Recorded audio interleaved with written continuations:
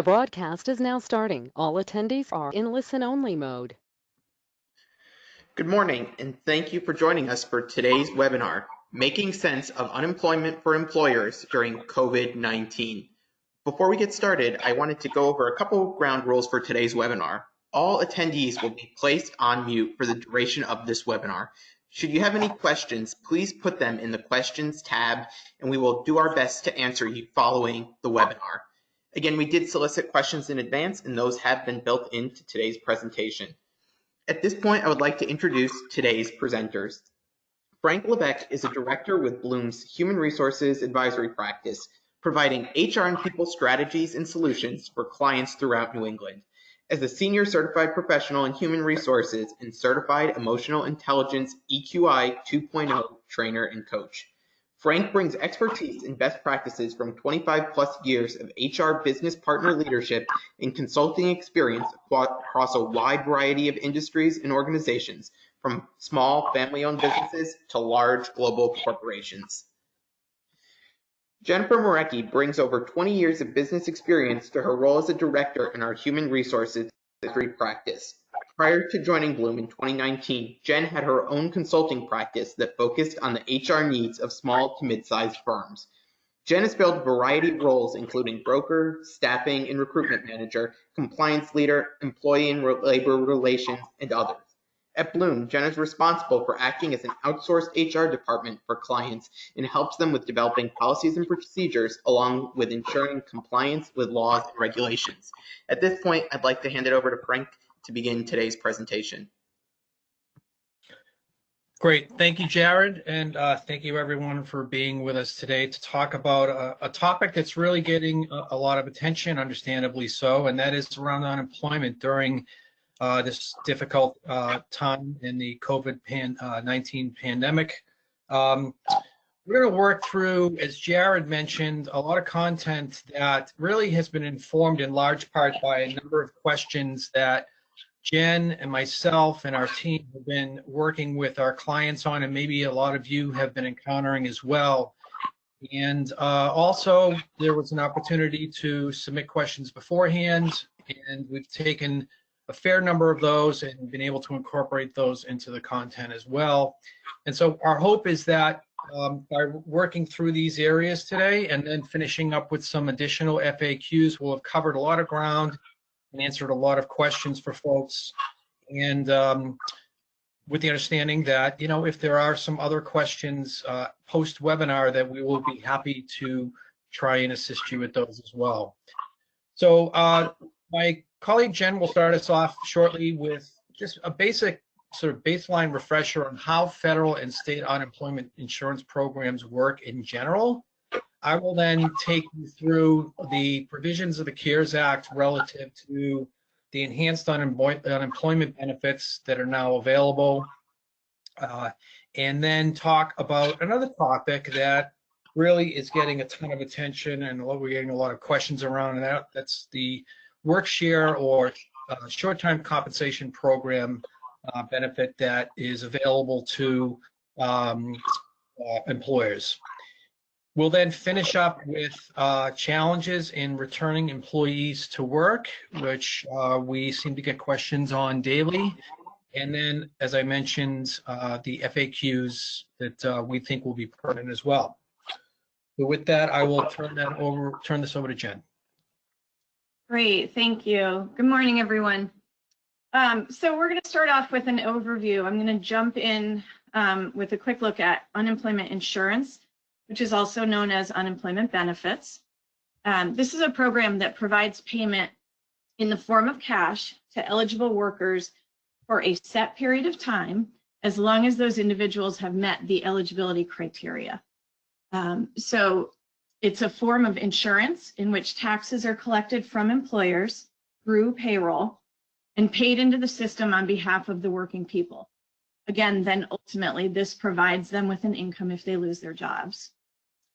Each state has slightly different criteria in regards to eligibility, and we'll get into those specifics in a minute. As I mentioned, unemployment is funded through employer payroll taxes, which are based on taxable earnings of employees.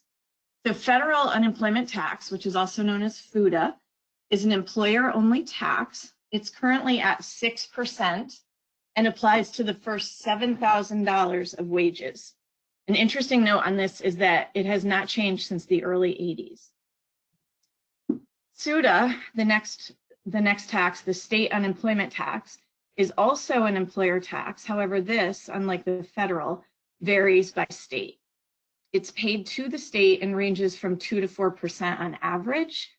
This rate can jump 2 to 3 times that, though, based on your claims history. Again, the intent of the unemployment benefits is to simply provide a cash benefit to partially replace the wages. And when these eligible benefits are kicked in, they are intended to pay approximately 45% of the lost wages. There is a cap that's tied to that as an average earnings of the state. It's worth mentioning some states do provide an additional amount to the eligible individual based on dependence. So let's look at the next slide and how it varies by state. Generally, all states have similar benefits under normal circumstances. Of course, we aren't under normal circumstances right now, but as you see, typically the states offer 26 weeks of paid benefits. Massachusetts offers an additional 6, which is 30 under certain circumstances. The maximum weekly benefit paid varies by state. This is a calculation that's based on the average earnings of the state and is determined by the Department of Labor. The next slide, the column, then base period is the time frame that's used to calculate the amount of eligible earnings. And SUTA taxable wage base is the amount of earnings that the tax applies to. So after that amount is passed, there's no earnings subject to SUTA liability. As you see on the bottom of the chart, it's worth noting that the CARES Act has temporarily extended the 26 weeks by an additional 13 weeks. So that means if someone has already collected for 26 weeks, they will be eligible to gain unemployment benefits again for an additional 13 weeks. This added eligibility will end on December 31st. However, we know that there's a potential that could be extended. And if I might add that there are some states that already have what are called extended benefits, which is more exclusively focused on that state's high unemployment, in times of high unemployment, where extended benefits might be available. And this is simply through the CARES Act providing more of a universal application of those extended benefits. And I might just add too that there are times where a state might ask an employee or a claimant for the option of providing additional wage information from the most recent quarter. It's called the alternate base period. And what that allows the claimant to do is report wages that unemployment doesn't know about yet because they're in the most recent quarter that potentially could increase the amount of weekly benefits that claimant would be eligible to receive. Great, thank you for adding that. So slide, we'll go over eligibility. So there's a few criteria that the individual will need to meet.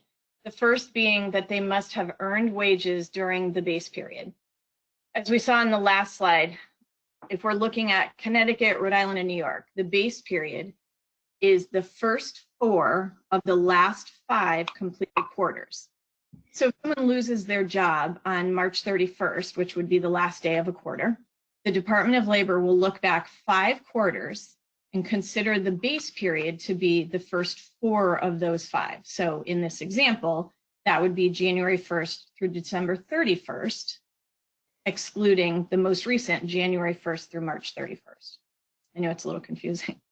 Massachusetts takes the 2 highest quarters of the 4 quarters. So their base period is only based on the 4 quarters. Additional eligibility criteria include that the individual must be fully or partially unemployed through no fault of their own. And as I want to mention that, if someone quits, an employer can protest that claim and potentially benefits can be denied. The individual must also be able to work and must be available for work. And last, they must be registered with the American Job Center. In addition to this eligibility criteria, the DOL has waived 2 additional criteria that are typically required.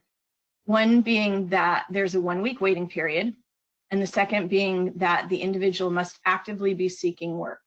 These are waived during the pandemic time and expected to be put back into effect at the end of the year, although again, we would not be surprised if this extends further.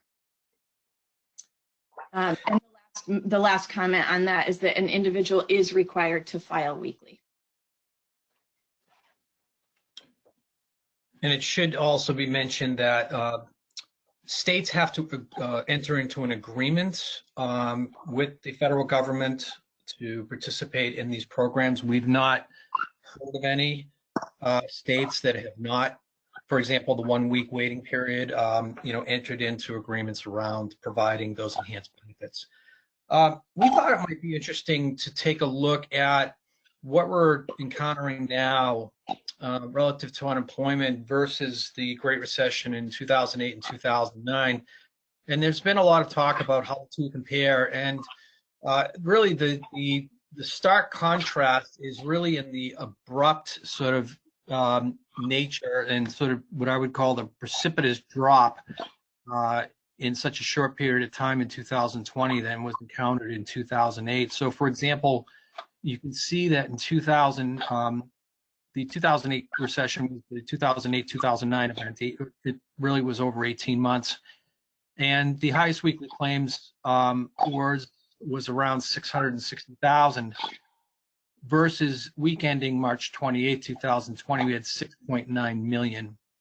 Total claims filed is still not where it was, in 2008, 2009. But, again, it took 6 months in 2008 to reach 10 million on the unemployment rolls, where it just took 2 weeks in 2020. So again, just really the suddenness and the abrupt sort of nature of what we're encountering right now. The peak unemployment rate in 2008, 2009 was 10%. The latest data has that at 4.4% officially, but many economists are saying that we're really somewhere at a 15 or even 20% or more unemployment rate already. And certainly there are various different models and various different perspectives on that, but I think it goes without saying that that 4.4% number is going to climb significantly.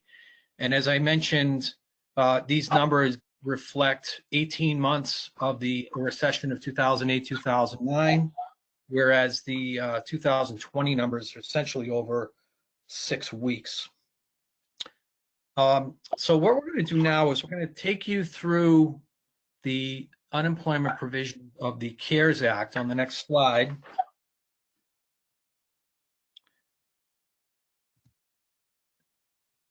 And the CARES Act, as many of you may already know, was signed into law by the president in late March. And there were really 3 key provisions of the CARES Act as it relates to unemployment. First being Pandemic Unemployment Assistance, or PUA. And what this essentially does is it provides unemployment eligibility to those individuals who, under ordinary circumstances, would not be eligible for unemployment. So, for example, that would include self-employed workers, independent contractors, those who may not have long enough work histories or other criteria that typically would allow them to apply for or not apply for or be approved for unemployment. There has to be a specific COVID-19 related reason that has caused them to be unable to work. And it mirrors regular unemployment in that, the total available unemployment period is 39 weeks, up to 39 weeks through the end of December. And some states, in fact, I would say this is probably more, many states are requiring a separate claim filing process so that an individual, for example, will have to first file for regular unemployment And then based on that determination, which if they fall into any of these categories, would more than likely be ineligible for regular unemployment, they would then be able to file for pandemic unemployment assistance.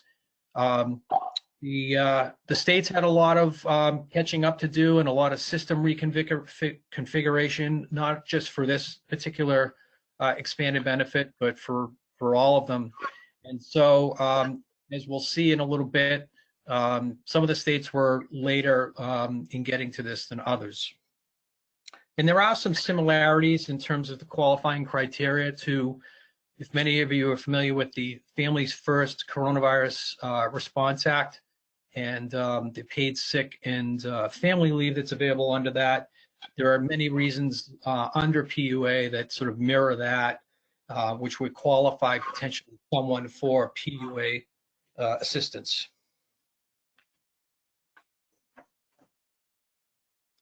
And just a little bit more on PUA. So again, it does not, typically unemployment is not available to these individuals. As I mentioned, Connecticut took a while for them to get to it, to get their system up and running, and they just did get that up and running recently in the last week of April. Mass and Rhode Island just prior to that.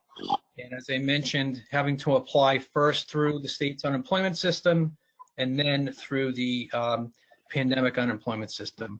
It's not always as straightforward and as one might like, and there have been some issues, but I think that you know, as time goes by, the bugs and the bumps in the road are all being worked out. So they're certainly in a much better place today than they were even 3 weeks ago. Next slide. This has gotten certainly a ton of attention, and that is the federal pandemic unemployment compensation benefit. This is a benefit that provides an additional $600 weekly as a taxable benefit, as ordinary and regular unemployment is, through July 31st. Anyone that's deemed eligible for unemployment, and they actually, in the regulations, indicate anyone earning $1 or more in benefits is eligible for the full $600 weekly benefit. There is no prorating. It's retroactive to the later of the date of eligibility or agreement by the state, and most states agreed to this in late March. And the reason why it's gotten so much attention is that there are a lot of individuals that are on unemployment getting this benefit who are actually earning more by being on unemployment than they would be working.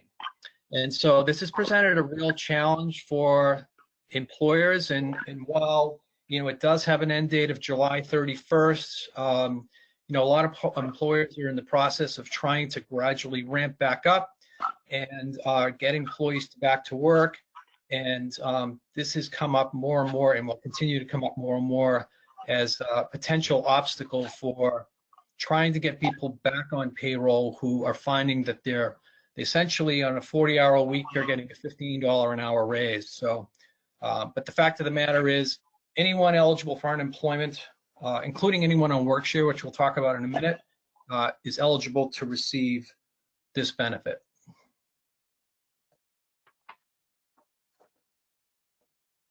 The third of the three major provisions is the pandemic emergency unemployment compensation. As we mentioned in a chart earlier, this is an additional 13 weeks of unemployment to those that have exhausted regular unemployment benefits.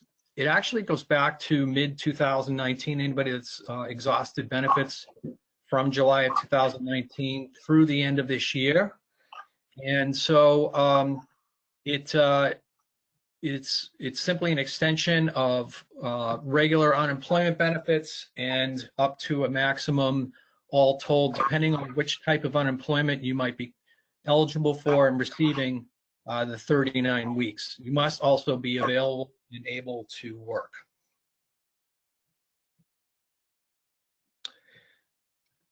The CARES Act also provides for funding for short-term compensation and workshare programs. This is a topic in and of itself that's certainly getting a lot of attention. We're getting a lot of questions on.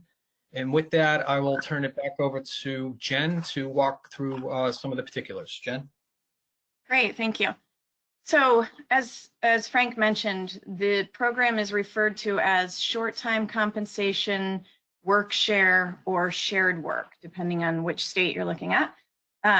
States with existing programs that we're going to talk about today, Connecticut, Massachusetts, Rhode Island, New York, all of the New England states, as well as about 20 additional states, offer these programs. They are actually an agreement between the federal government and the state. They're not an agreement between employers.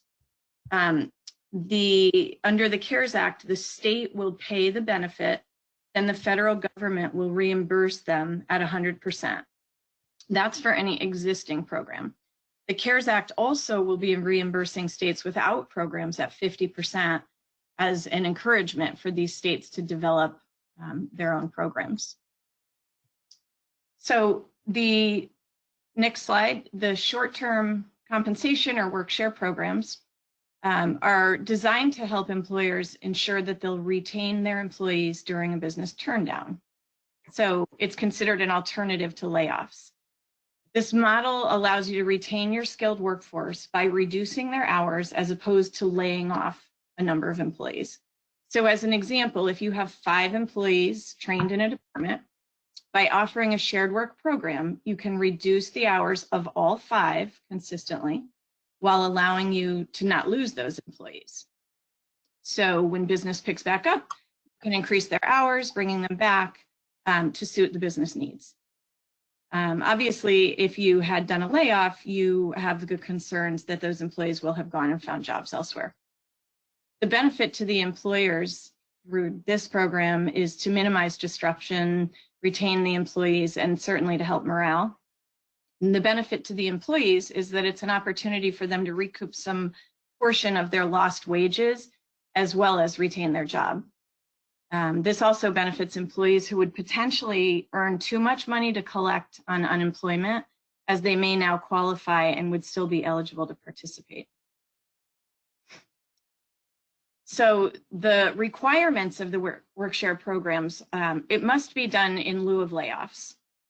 The hours must be reduced by 10 to 60%, although this does vary a bit by state. For example, Rhode Island looks for a 50% reduced hour structure. It must be done consistently across the department. Employers must apply for the program, and they must notify the participating employers prior to the application process. It applies to both full and part-time employees, but cannot be used to subsidize seasonal employees during the off-season. The business must have at least 2 permanent employees participating. However, there's no maximum limit. Employers cannot reduce the fringe benefits. So as a side note, health insurance, retirement benefits, paid time off. The employees must be able and available to work. So if you have employees on this program and they take a second job that conflicts with hours, they would lose the ability to collect their shared work dollars. So that's something important to communicate with them prior to this transition. Another point to add is if the employee chooses to use their vacation time or sick time, they must work at least 1 day within the week in order to be eligible for the shared work payment. So for example, if they're eligible to take a week off, that's fine. However, they won't get the shared work payment. So in this scenario where you've decided that the business is taking a temporary downturn, but you expect things to ramp back up, considering a shared work program would really relieve a lot of employers that they will lose those employees and need to retrain and rehire. On the next slide, we have an example to help people sort of understand a little more clearly how the structure works. So an individual normally works 40 hours a week at $20 an hour, $800 per week. Obviously, if you lay this person off, they lose all of their employment benefit, but they would be eligible for a $400 unemployment benefit. If we reduce that individual's hours by 50%, through a shared work arrangement, he's eligible for 50% of his regular pay, as well as the the shared work reduced hours. So as you can see on the example, he would be in a much better place versus a layoff.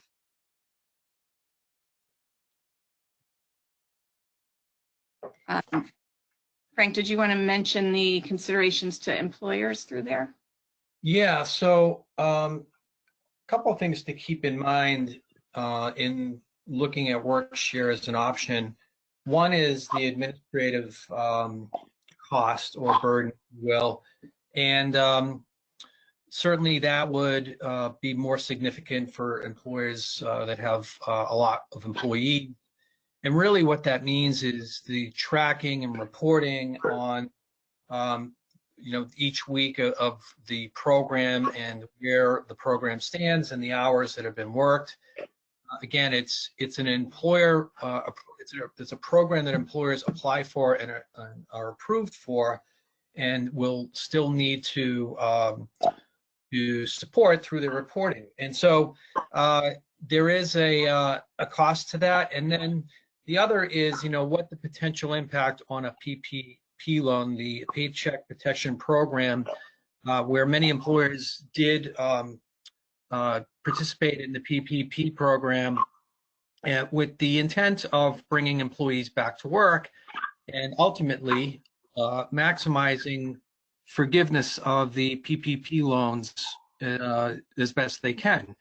And so certainly part of that forgiveness is based on payroll dollars as well as headcount. And if you're looking at any sort of layoff, including a work share arrangement, that could potentially impact the forgiveness factor. So it's just something to keep in mind as you're considering this as an option.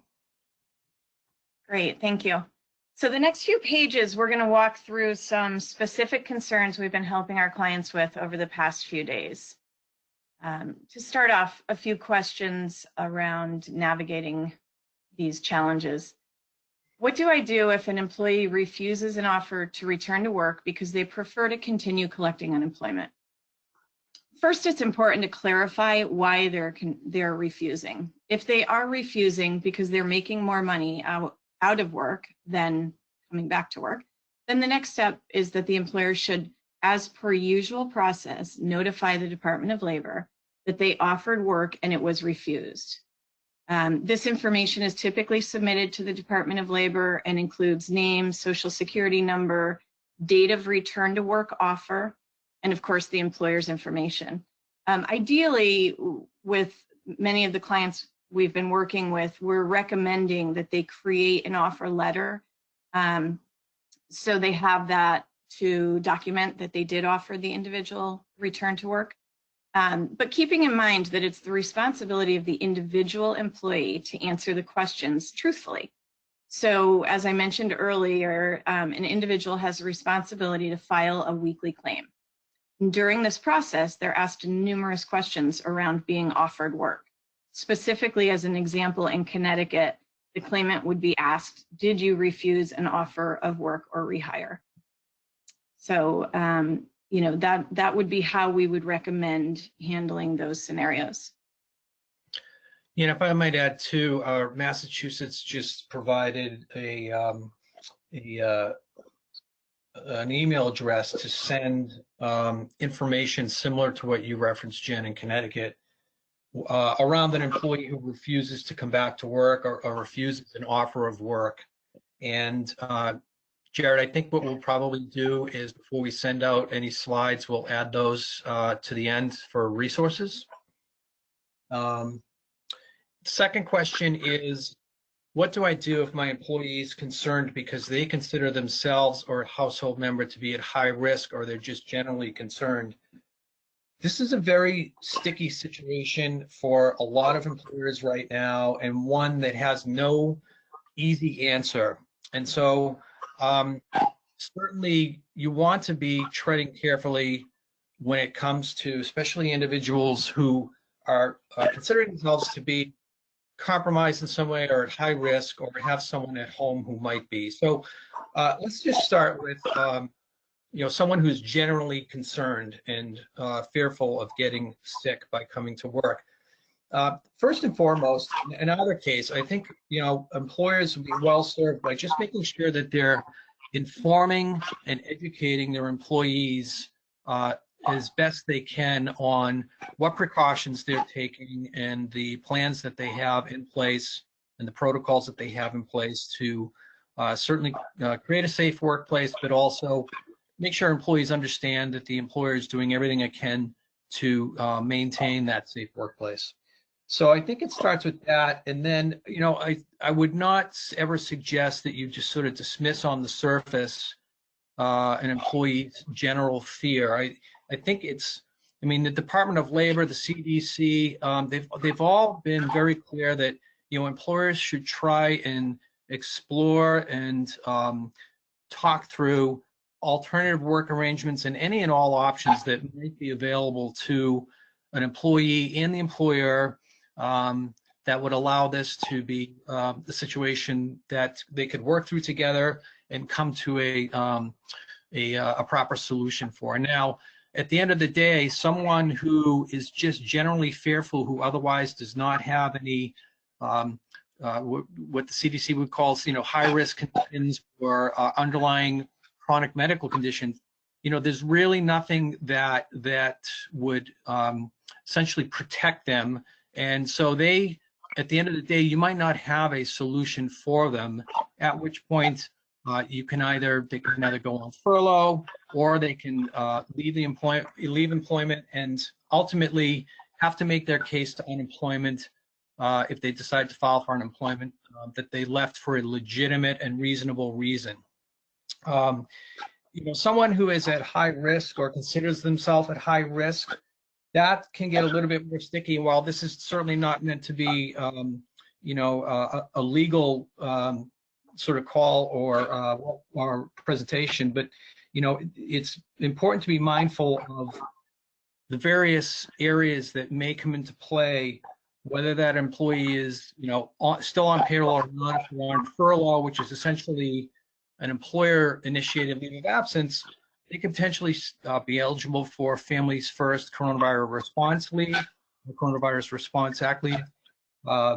They could fall under under FMLA. They could be considered eligible for accommodations or accommodation consideration, I should say, under the Americans with Disabilities Act. And so, again, tread carefully, and the recommendation is always to just engage in an interactive process with the employee so that you're finding out sort of where this is coming from and ultimately trying to find a solution that works for both of you.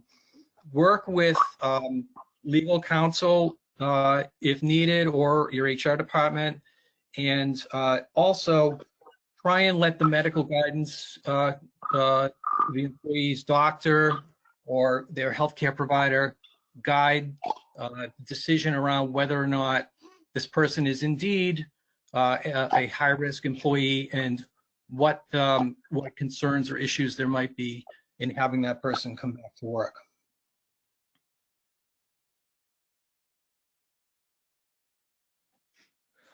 Another question we get quite a bit is, will my unemployment tax rate be impacted by all these claims? Well, I think that certainly on the federal side, the FPUC payments of $600 and the other federally funded unemployment claims, the message and the understanding that we're getting is that those will not impact employers' unemployment tax rates.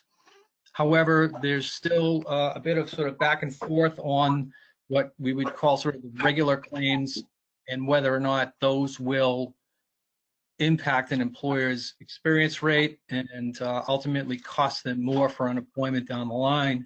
I think that the spirit of this is to try and support employers however possible, and that in the end that there will be great consideration given to trying to make sure that employers are not impacted by these claims as much as possible. Another question that's come up quite a bit is around reimbursable employers. So there are some types of employers, i.e. nonprofits, that are allowed to self-insure, and they're called reimbursable employers. Essentially, they do not pay unemployment taxes, but they self-insure and pay for their own claims. And so typically, if they have any unemployment claims, they will need to reimburse the state for those claims.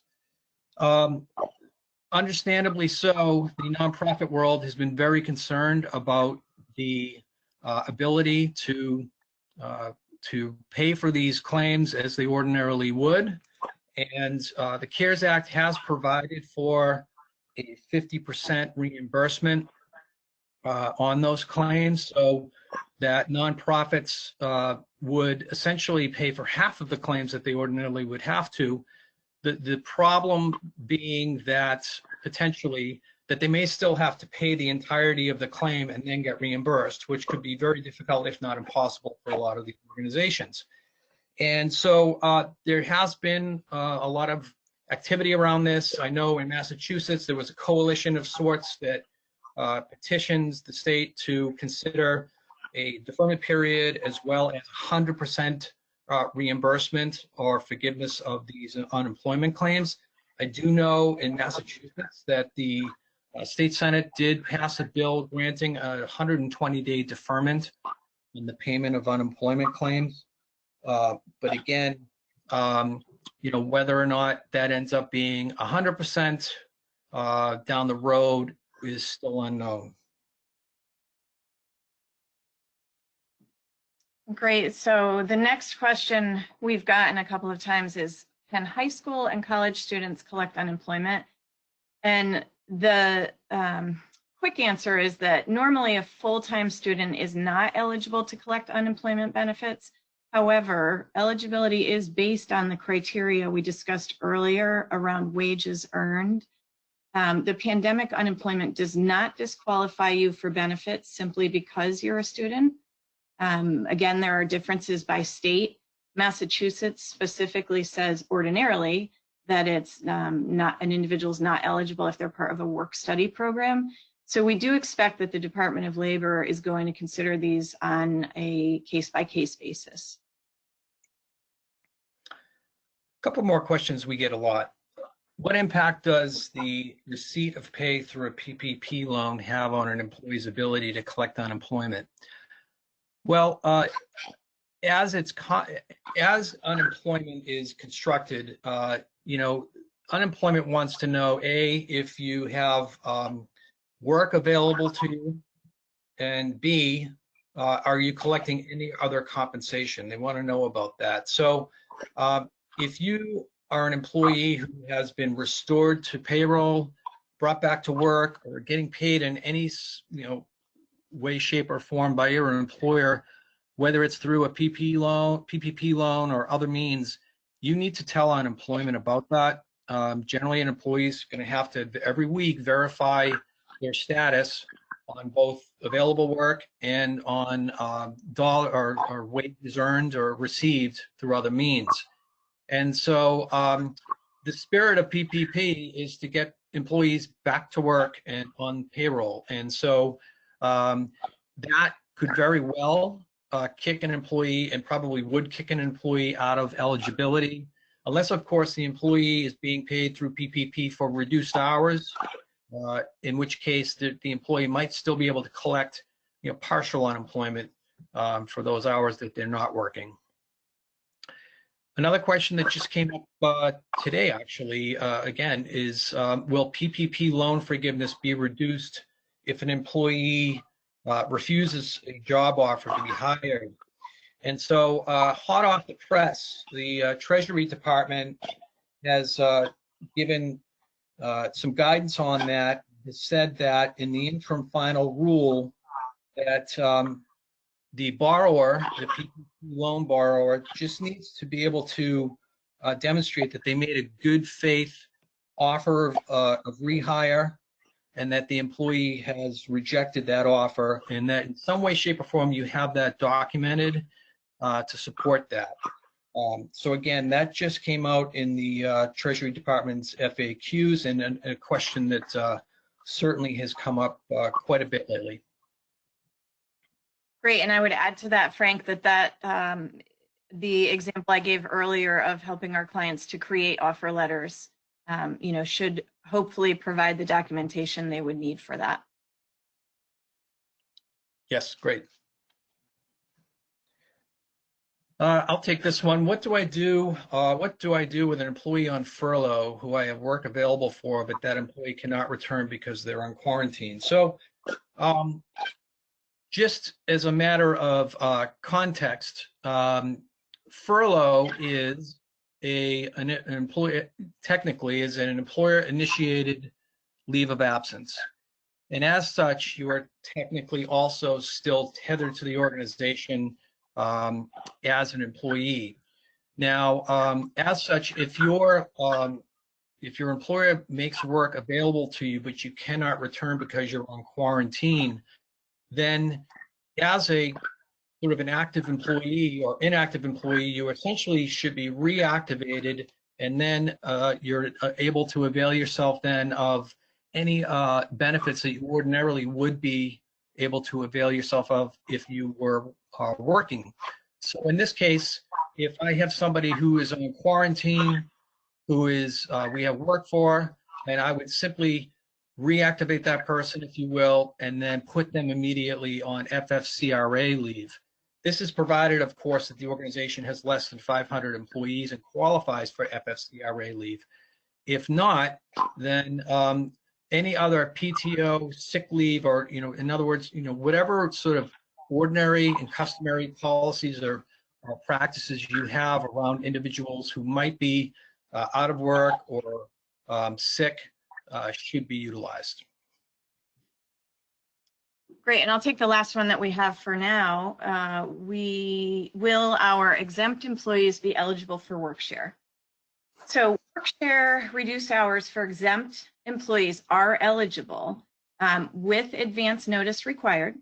We recommend that if you're considering this, you seek out advice of counsel, and here's why. As an example, some employers are converting their exempt employees to hourly non-exempt roles in order to better position the employees to qualify for the workshare program. In doing so, however, employers should be aware that when temporarily reducing salary rates or work expectations, moving your employees back and forth between salaried exempt and hourly non-exempt could risk loss of the overtime exemption during periods that the employee is paid on a salary basis. So again, it's allowable. However, we recommend you seek out legal advice and guidance on this. So just some additional insights as we look to wrap up here. The state unemployment agencies, especially initially, were overwhelmed. I don't think that's news to anyone.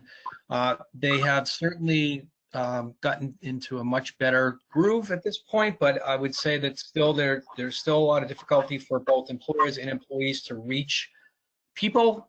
And so I know in fact in Massachusetts, they're requesting that you simply go to their website and fill out a form and ask someone to call you, and with the hope that someone will be able to do that within a reasonable period of time.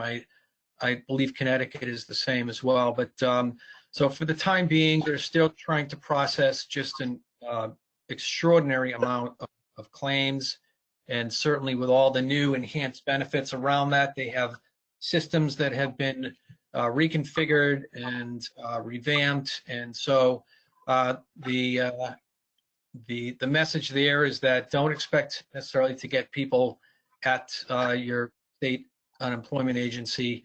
Best to just try and get through their website and have someone call you. I know Massachusetts has done a pretty good job with town halls and allowing employees to ask questions in real time of in real time of unemployment staff, and they've done a good job with that. I will have to say that they haven't been able to get to every question, but they're trying.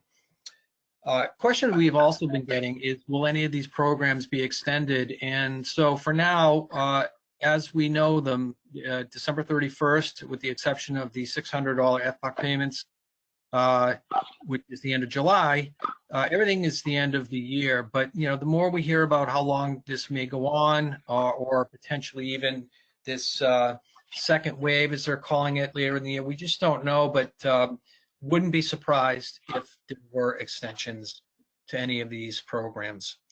We can't emphasize enough that you should utilize legal counsel before making any major employment decisions around layoffs, furloughs, etc. The key to those decisions certainly is what criteria you're using around those decisions, and making sure that they're non-discriminatory in nature, and that consistency is the order of the day. And that would include as well when you decide to bring employees back, because if you've got 20 people on furlough and you're bringing 10 of them back, well, what is the criteria that you're using? What are you basing that on? Is it a service date? Is it skill sets? Is it performance? There doesn't necessarily need to be one particular reason, but there needs to be consistency in the rationale that you're using, and ideally you're documenting that as well. And then lastly, don't be fooled by the government's funding that the CARES Act is providing. Claims management is still critical. Claims management is critical throughout the year, not just during these challenging times. Someone in the organization needs to be monitoring and being attentive to all of the claims that you get throughout the year, including now. As for example, there are a lot of independent contractors, 1099 workers who, in their eagerness to get unemployment filed right away, and may have inadvertently or maybe not filed as your employee. You certainly don't want that to have an impact on your unemployment experience rating. So make sure that, including during this time, that employees, that someone in your organization is monitoring these claims. And also, with all of the activity around bringing people back to work, that employees are not overlapping with unemployment and being on your payroll. Ultimately, the employee is the one that needs to control a lot of that and verifying whether or not they're working or receiving wages. But don't let that slip under the radar, because it all adds up, and it all could certainly potentially impact your unemployment experience rating, and ultimately the cost to your organization.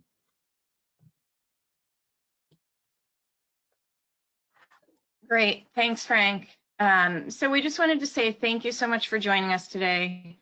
As you see, we've added a few additional resources, and we will add a few others prior to sending this out. The PowerPoint will be shared with everyone who attended. And on behalf of our entire HR advisory team at Bloom, we're here to help. So if you have any additional questions that come up, please don't hesitate to reach out. We wish you all a safe and healthy day.